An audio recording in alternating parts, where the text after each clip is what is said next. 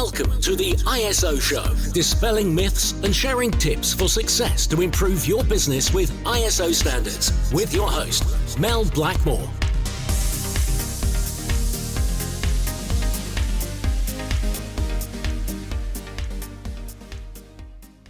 Hi, and welcome to the ISO Show. Well, in the past, we've covered podcasts on lots of different ISO standards, including the health and safety standards, ISO 45001, and also more recently, the psychological health and safety standard, ISO 45003. In today's episode, we're actually going to get quite granular. We're going to focus on one of the main issues and headaches that organisations and health and safety professionals face every single day. Because we know that all companies need health and safety controls in place to prevent any personal injury and ill health. But one of those biggest headaches is slips, trips and falls. And today's episode is going to be focused on this particular topic. So I'm absolutely delighted to be joined by Christian Harris, who's the founder of Slip Safety Services. And today we'll be covering a couple of different things, actually. One is how Christian got into the industry in the first place, and also about, he's going to be sharing with us his own personal health and safety incident that had a serious impact on his life. Also looking at it from a business perspective, looking at the cost of slips, trips and falls, both to employees and also the financial cost to a business as well, including insurance considerations. So it's an action-packed episode, but please do stick around to the end because we've actually got free access to Christian's slip safety scorecard, which he'll explain about towards the end, that you'll have free access to once you've listened to the podcast. So without further ado, I'd like to welcome Christian. Hi, Christian. Thanks for having me, Mel. Been looking forward to this. The best name for a podcast I've ever heard, I think, the ISO Show. It runs off the tongue beautifully. Thank you. If anything, it is original. I don't have a great imagination. So yeah, it is just what it says on the tin, most importantly. Exactly. But actually, similar to you, Christian, you're the name of your organisation obviously describes exactly what you do, which is all about slip safety. So yeah, interested to hear about how you got into the industry in the first place.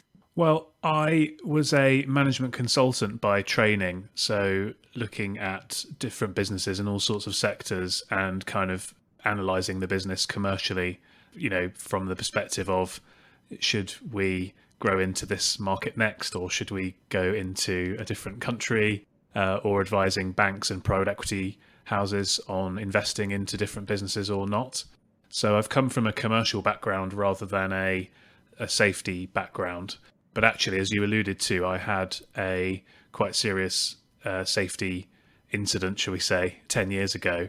And I'd sort of started dabbling a little bit into this world before then. But actually that kind of really, since then, has driven me on to try and make a really positive impact in the world and keep people safe. So, can you share with us about what happened that made you kind of, but sometimes with events in people's lives, it makes them kind of have a greater awareness of certain things and to take action in some cases as well. Yeah, absolutely. So it was about 10 years ago, if you cast your mind back to the summer of 2012, just before the Olympics. And I live in London now. I lived in London then, fairly close to the Olympic Park, actually. But basically, it was before marriage and kids, so it was a Sunday, and Sundays were typically quite lazy back then. Nowadays, it's a 7 a.m. start and all guns blazing. So my, at the time, girlfriend and now wife were sort of having a restful morning, and then we decided we would go to this place called Columbia Flower Market, which is quite a well-known place in East London. So we went there, bought some flowers, had some lunch, and then we decided to pop into Sainsbury's on the way back. We were driving, so we thought we'd pick up some groceries. We parked the car in the car park, and in this particular store, there isn't an entrance directly from the car park to the store. You have to kind of go around. So parked the car up, walked around onto the pavement to go and enter into the store and get our groceries. And then that's the last thing that I remembered for about 6 hours, because a car had come around the corner, we think had skipped through a red light, but basically had come around the corner too fast, lost control, mounted the curb, and basically ran me over. So Yeah, not the best Sunday I've ever had. No, gosh, and clearly you didn't have much recollection of the incident, which could be a good thing or a bad thing. But yeah, but you managed to recover following that incident then. Yeah. That's one. I mean, I always say that clearly I was very unlucky that it happened, but equally very lucky that it wasn't much more severe. And the driver was very lucky as well because it easily could have been. I'm quite a big bloke. I'm 6'3", and so I sort of withstood the impact of that probably better than, let's say, a young child or an elderly person would have done. But I mean, I did suffer some fairly serious injuries. So I broke my collarbone and my wrist and my ankle all down my left side. I've got various scars. Luckily on my face, the scar is in my eyebrow, so it's not really noticeable. And then sort of neck damage is probably the worst thing, the kind of accelerated wear on the neck. So although 10 years has gone by, it still bothers me a little bit, my neck and sometimes my wrist and my shoulder. So yes, it certainly has an ongoing effect on my life. But as you say, I don't remember it at all. My body kind of has blacked the whole thing out, whereas my wife, she did suffer for a long time because she was literally stood next to me or walking next to me, and so lived through the whole thing, which in many cases is worse than the physical injuries. Yeah, it can obviously have psychological effects as well, can't it? Which can be, long term as well. I mean, so how do you think that's kind of influenced the work that you're doing now in the health and safety profession? Yeah, just to say the psychological point is absolutely true, and I'm still very conscious of the speed of cars as a pedestrian, which I probably wasn't before. So having lived through that, obviously I've got a very strong appreciation for how it feels to have your world kind of turned upside down through something that wasn't your fault at all and you weren't expecting, and you probably personally couldn't really have done anything about. So that has really helped to sort of shape the way that I approach trying to make the world a safer place. And although I guess instinctively you might think, I was run over by a car, should I be in road safety? Of course, road safety is a big issue. But if you look, as you alluded to, Mel, at the statistics, the biggest far and away cause of accidents, injuries and insurance claims, year after year across all sectors, across the whole world, is slips, trips and falls. So, if you're going to be passionate about making the world safer and keeping people from having bad accidents like I did and severe injuries, then why not start in the place where you can make the biggest impact? Absolutely. I mean, we can come on to behavioural safety in a moment, but whilst we're looking at it, from the financial cost to a business, obviously there's the personal cost and injuries, but from a commercial perspective, in our chat earlier, you mentioned that there have been a number of fines over the last couple of years. Do you mind just sharing with us a little bit about those scenarios and fines, just to kind of put into context? Because I think quite a lot of people think that, slips, trips, falls, it's a trivial matter. But actually, yes, there might just be a knock on the knee or something, but it could actually result in some really serious consequences, couldn't it? I was talking to a prospective client this morning who is a health and safety manager for a leisure company, and he was telling me about a near miss. Well, is it a near miss? It was an incident they'd had recently where a lifeguard was in the process of saving somebody from the water, somebody who was in distress in the water, and the lifeguard clearly reacted quickly and then sought to, as quickly as possible, go and help this person, and in doing so slipped over and hurt themselves. And luckily there was another lifeguard there, but that's just one example where actually you think that it could be quite a trivial thing, someone slipping, but actually in that case, that could have been a life or death situation. But to answer your question in terms of the commercial side of this, I suppose there are 4 costs you need to consider. So you've got your criminal fines, which obviously can happen, and we'll touch on that in a bit more detail. You've got your insurance premium costs. You've got your accident and insurance claim costs, and then you've kind of got what the HSE would call the accident iceberg of your hidden uninsurable costs as well. If we start with something that's fairly easily quantifiable, the number of people that go to A&E every year after a slip is about 300,000, and that leads to about 1.5 million NHS bed days. So there's a big cost to the NHS there straight away. But in terms of the insurance claim costs, in other words, costs that are recoverable through your insurance policy, it's over £1 billion a year in the UK. Then there's the hidden costs, uninsurable costs on top of that. But in terms of the criminal fines, in the event of a serious incident, and I'm sure certainly listeners in the UK will be aware of the changes in the health and safety court sentencing guidelines in 2016. But since then, there have been several fines for slips of well over £100,000. There was a case in 2015, which I was involved in investigating, where a gentleman slipped, banged his head and died in a Co-op store in Cornwall, and that resulted in a £400,000 criminal fine. And then most recently in early 2020, just before the pandemic, I think it was February 2020, this was handed down. Tesco were fined almost £750,000 after somebody slipped in one of their stores, and this gentleman was, I think, in his 90s and broke his hip. So a life-changing injury for somebody of that age. So the costs, can very much quickly escalate, even though it's an accident that is, pretty common. And don't get me wrong, the majority of slips are not very serious, because many people slip and just dust themselves off and carry on, but they can be very, very serious indeed, and very, very costly indeed. I mean, is it true to say that the bigger the company, the bigger the fine? You mentioned some big fines there where Tesco was concerned. Yeah, so the way that the UK court system works for criminal health and safety offences is that you're judged based on the severity of the incident, or the potential incident, because interestingly, you can be fined even if nobody gets hurt, just through the risk of an injury. And then there's a kind of multiplier based on the size of the company, based on its turnover. So what happened before 2016 in these changes was that, let's use Tesco because they're an example of a company that has been fined for a slip, and let's use my company as a comparison. So Tesco is a infinitely larger company than mine, but actually we could have been fined 25 grand or 30 grand, let's say, for the same accident as Tesco, and they would have been fined the exact same money. So the feeling was that wasn't a big enough incentive on the larger companies as to act as a deterrent. So they changed the system so that the larger the company now, the bigger the fine can be.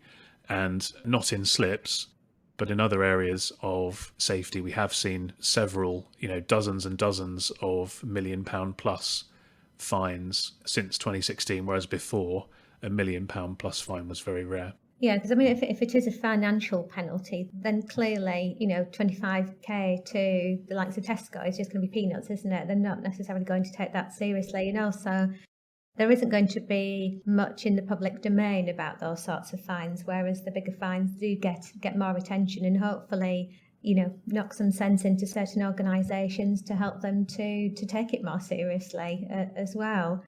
But then obviously there's the criminal damage as well, isn't there? So it's not just the financial cost. So what are the other consequences? So I guess the other thing would be that's the criminal side, obviously. So those cases would be where somebody, an organisation, the HSE decided that they were so in breach of the health and safety regulations that they needed to be taken to court on a criminal basis. From the civil claims perspective, that's where the bulk of these costs are lying. So we work with AXA Insurance, for example, and they on their website published their claims data in 2018. And they had 80 million pounds of slip and fall claims. The next largest cause of claim was manual handling, which was 30 million. So in other words, slips were more than twice as big as the next cause. And AXA, albeit they're a massive company, they're nowhere near market leader, in terms of the UK. So 80 million for them means you multiply that up and it becomes a £1 billion problem very, very swiftly. The average claim is about £10,000. But obviously, there's a lot of these accidents happening, so those £10,000 do add up. And of course, in the event of things like brain injuries or amputations, which we see about a dozen of a year from slips, the claims costs themselves can rapidly escalate as well. So you mentioned about, insurance claims. So just kind of going back a stage, if an organisation has policies, procedures, controls in place to help to mitigate risk, does that help when it comes to insurance claims? Because obviously, no matter how careful organisations are, invariably accidents, they do happen.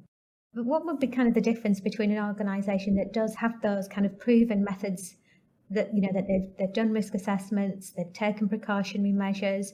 What would you say is the difference when it comes to insurance claims? Very big indeed. So if you took an average organisation, somebody like a big supermarket, let's say, I know they're not average, but just they're using them as an example. For every 100 claims that they receive, they probably end up splitting into 3. So a third of them they can kind of bat away very quickly because they've got the policies and the procedures in place. Whereas if you didn't have that, you'd be a sitting duck for claimant solicitors. And then of the remaining sort of 2/3, roughly about half of those eventually get argued away, again on the back typically of policies and procedures, but also things like slip testing, which we help with in court cases. And then you end up paying out about a third. But those percentages are always being improved by the proactive organisations that are taking those extra precautions, going that extra mile, documenting and setting up the policies and procedures correctly.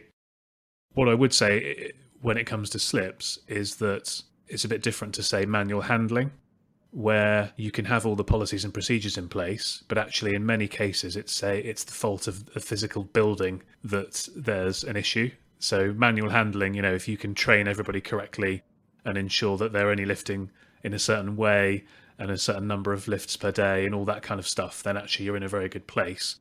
Whereas you can have all your policies and procedures about checking and cleaning regimes and so on and so forth. But if you've got, a polished marble around a swimming pool that's constantly getting wet, that's a deficiency of the building, of the building fabric. And that's sometimes the thing that people miss. Yeah, we have some clients that are in the events management industry, and certain venues can't do much at all about the floor surfaces. And that's one of the greatest risks when they're running events is slips. They can't change it though because it's they're Grade 2 listed buildings, which can be a bit of a challenge for them. So we've talked about some of the consequences, some of the negative aspects then. But how can we think about some of the positive benefits of creating a better safety culture, Christian? What kind of tips and thoughts have you got on that particular aspect? This is something I love talking about, and I've got my own podcast, which you've kindly joined me on as a guest, and it's a topic that I try and bring up as much as I can on the podcast, because my view is that we need to try and improve as an industry in talking more about this positive side of getting safety and risk right, rather than dwelling upon the kind of negative sides of what happens if things go wrong. So there's there's a number of good examples, but the one that I like quoting a lot is the Alcoa example, which you may have come across. I did on your website, actually, yeah. Paul O'Neill took over as CEO. I think you've written a blog about it, haven't you? Yeah, interesting. So, yeah. But no, please do share that with our listeners. Yeah, so a new CEO took over in very simple terms, and he stood up in his first shareholder meeting and started talking about safety. And I think there were a lot of raised eyebrows because obviously CEOs are typically talking about profitability and all this other stuff. But his view was that if you can't get safety right, then almost what's the point? And that if you do get safety right, it will have all sorts of other benefits to the business. So he talks about safety not being a priority, but being a precondition. And there's a big difference in those two terms. Anyway, he was in charge for 15 years. And during that time, they were already quite a good performing safety business, but they improved their performance by about 90% in terms of lost time accidents and things like that. And their profitability increased something like 7 or 8 times during that same period. So his view, and this was written about in a book, was that safety was kind of a keystone habit. It was the real focal point. They actually lived and breathed it. It was a precondition, not just a priority. And so that had all sorts of positive impacts on the business. So, for example, I talk a lot about the essence of what I do is about making people feel safer. So that in my world, they're feeling safer because they've taken those extra precautions and they've got the certification and they know what they're doing to mitigate the risk of slips.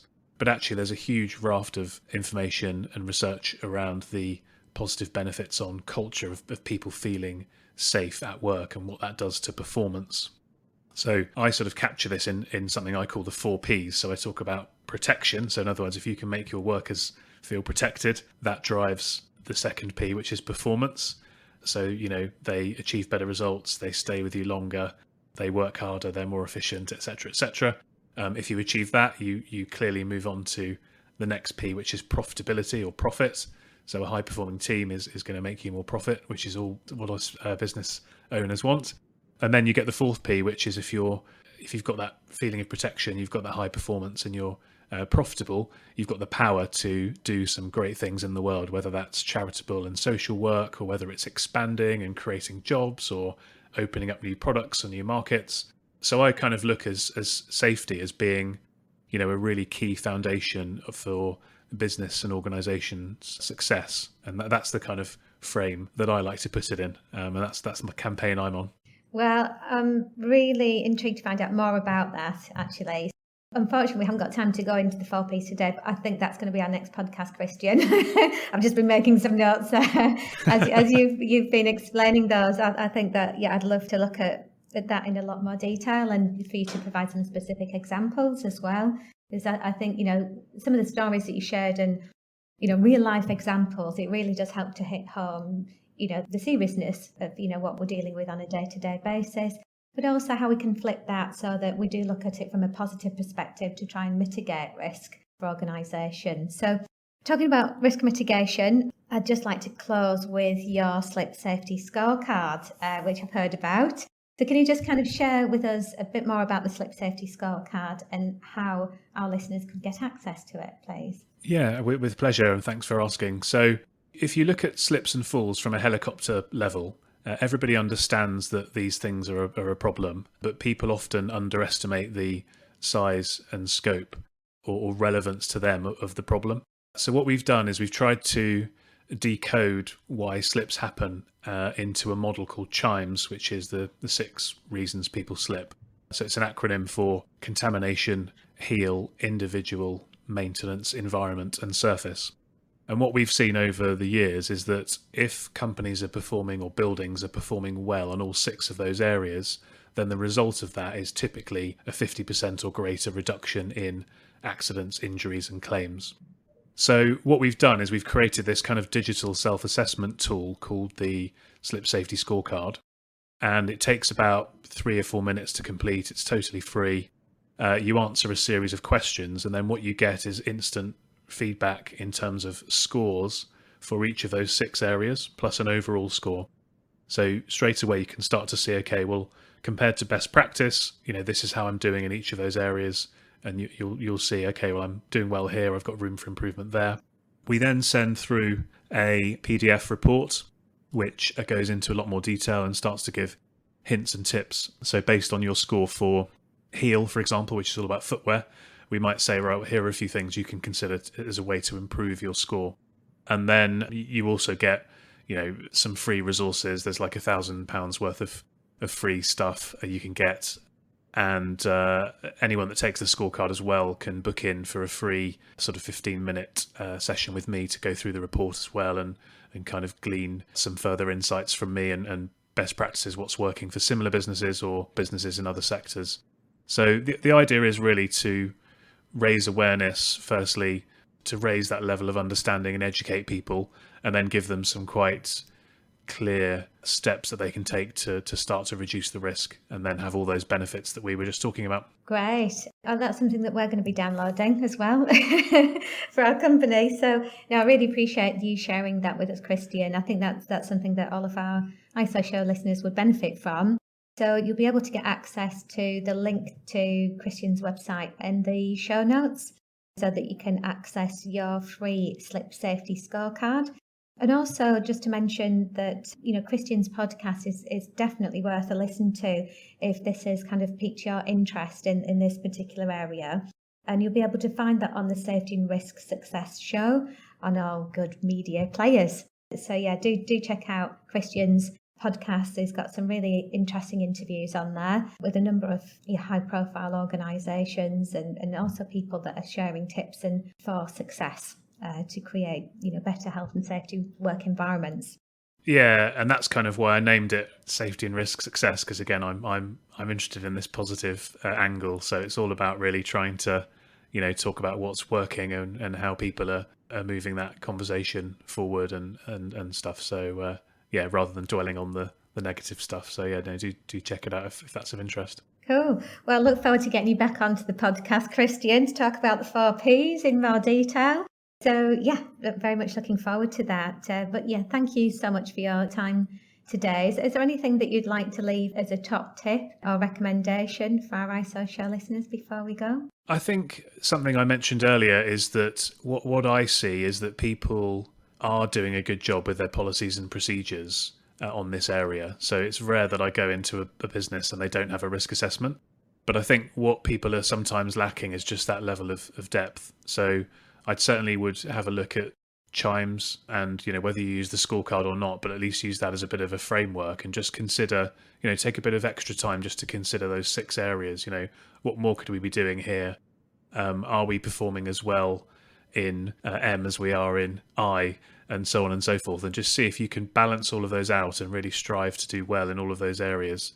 Then based on what I've seen over the years, you'll have a really positive impact on your accident risk and insurance claim and premium costs. Fabulous. Thanks very much, Christian. Thanks once again for joining us today on the ISO show.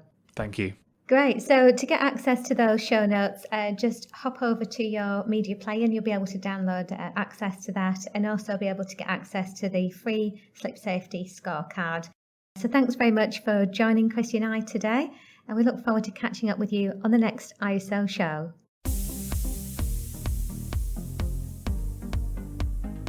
Looking to use ISO standards to drive better business practice? Contact us at blackmoresuk.com to access further information and book your free 15-minute call.